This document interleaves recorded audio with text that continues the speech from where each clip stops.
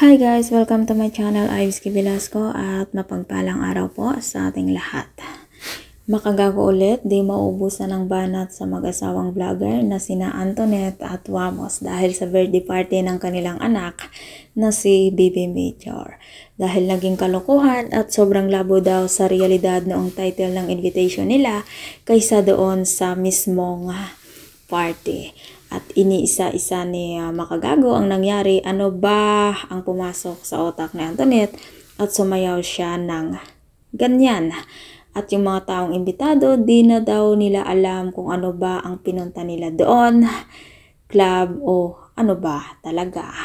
At may pakiramdam daw si Makagago na nagpapuwet or nagparitoke kasi pinaghandaan niya ang first birthday ng kanyang anak. At ang suot nito na silver at di daw angkop ang suot ni Antoinette sa isang taon na birthday kundi pang club.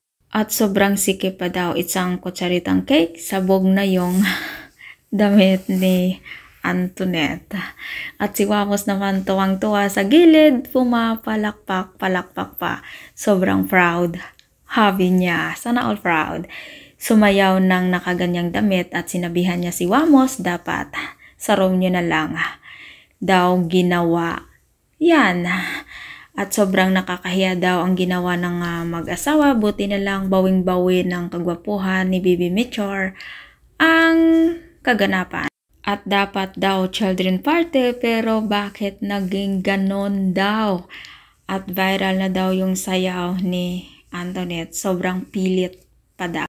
Kung ikaw hindi pa nakasubscribe sa aking channel, please subscribe my channel, Ivesky Velasco. Maraming salamat at mapagpalang araw po sa ating lahat.